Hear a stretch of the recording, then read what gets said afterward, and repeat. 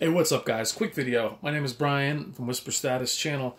For those of you that have not been to the channel before, welcome. This video is going to be a little odd without knowing the backstory of what I'm going to try and get across to you. And what I'm trying to get across to you guys today, especially those that are subs to the channel, is changing your expectation, or at least making your expectation more realistic when it comes to buying a 4K display and what you're really expecting out of 4K. For me, for those of you that know me and have heard me in my videos before, you can find these videos on the channel about the 4K Nightmare 4K journey.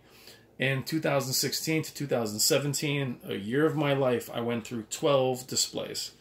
From mid-range to the highest of high, where the money went from a certain amount to a crazy amount. You could buy a freaking car with the money I spent on displays.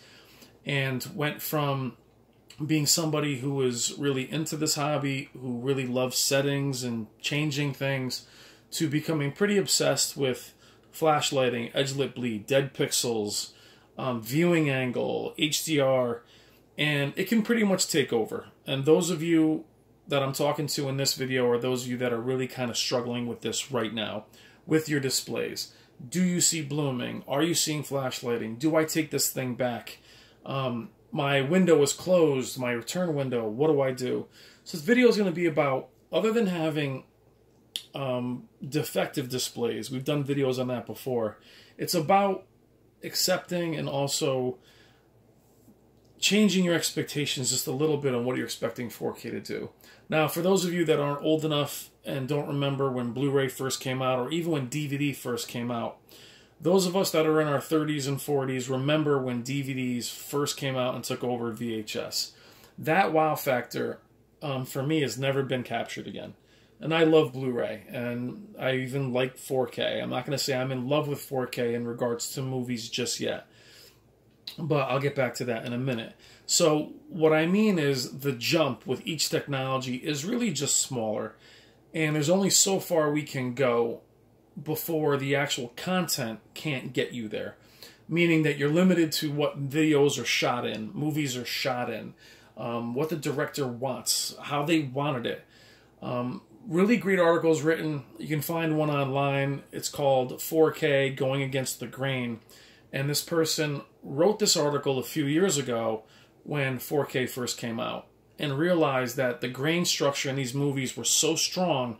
They found, in comparison to regular Blu-rays, the grain structure in these movies was more evident. There was more noise. That the extra resolution, whether it was up conversion by filling in the pixels, actually brought the grain structure out more, to a distracting amount. Some people that are videophiles love this. I cannot stand grain. If it's natural, it's fine. This movie you're looking at here, Matrix in 4K, some scenes are amazingly shot. They're very sharp. Other screens are noisy as hell. And I find that on almost every 4K Blu-ray that I have.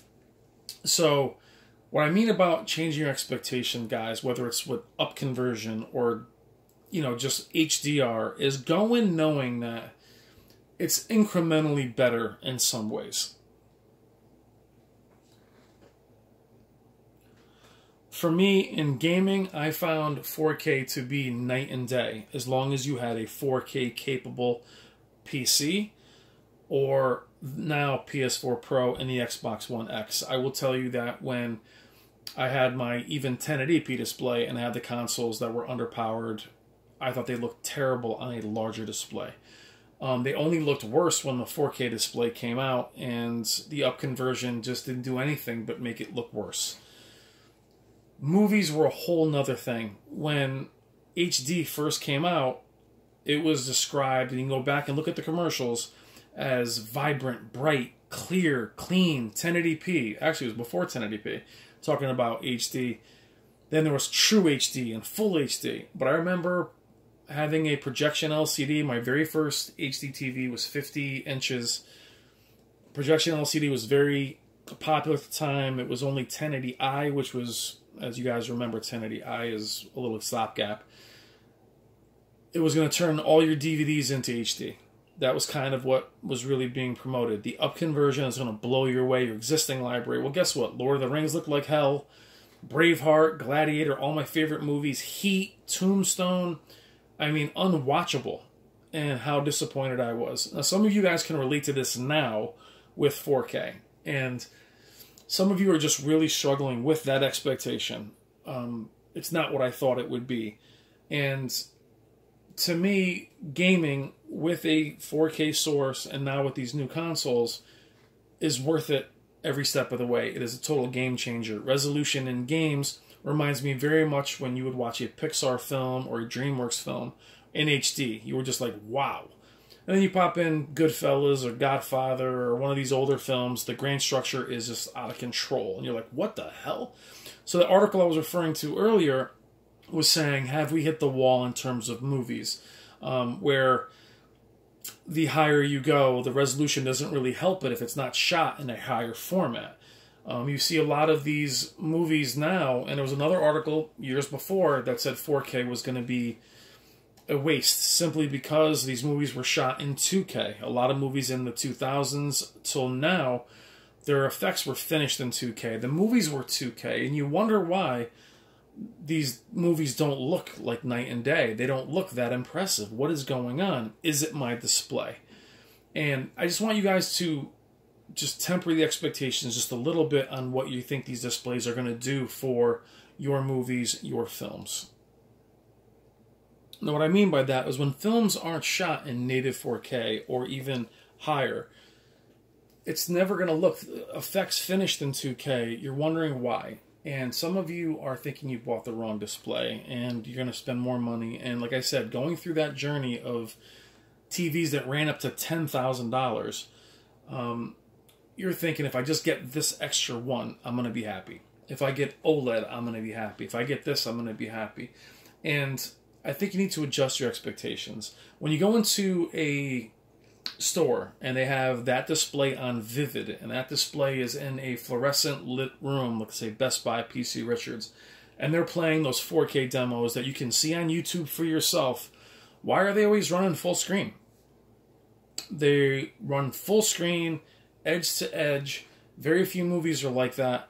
It makes you think, why doesn't my display look like that? Well, on the display you're watching this on, go ahead, run one of those 4K videos, whether it's from Sony, LG, Samsung, and see how good it looks on your display. There's no edge lit bleed. There's no blooming on full 4K shots, you know, when there's no black bars. So what has 4K also brought to us is other keywords, edge lit, flash lighting. Blooming was something none of us ever cared about with a CRTV. I didn't notice grain that much. The displays were also much smaller. So with each new technology is a host of new problems that none of us had to deal with before. I don't remember anybody ever caring about black bars. I had a plasma. I never cared that they were black. I just knew the black levels were great. Now a lot of you are struggling with blooming. And is there blooming? On the camera you're going to see blooming, but you know, is there flash lighting? Now all of a sudden you can't stop seeing banding or dirty screen effect. Dirty screen effect's been around forever. It just wasn't as noticeable because the displays were never nearly this bright. So as they're getting brighter and thinner, you're seeing the side effects of that. You're seeing the side effects of 1,000 nit displays. You're seeing more artifacting than you ever remember on those plasmas or on those LCDs. I remember when LCDs had clouding. Well, those displays, even though they were very bright for the time, you'd only see those clouding or those little patchy areas in a loading screen, or when it would transcend from like a Paramount motion picture, then when the movie would start, you wouldn't see it again. Now these displays are so bright, you may see flash lighting. You might see blooming. HDR is still a relatively new technology, guys. The 2016 displays had crazy blooming. I'm talking about the whole side of the screen would light up. So each year they're getting better with full array, more zones. Unfortunately, the panel lottery is making most of you crazy. But I just want you guys to temper the expectations. Realize that 4K is not going to make everything look amazing. That HDR isn't going to make everything brighter. I don't want to rain on anybody's parade. It's just the facts of it. That it's not going to make anything perfect. And especially in terms of movies, guys, just lower those expectations and realize the content is filmed a certain way and try to go from there. I hope this helps anybody who's struggling, and I'll talk to you soon.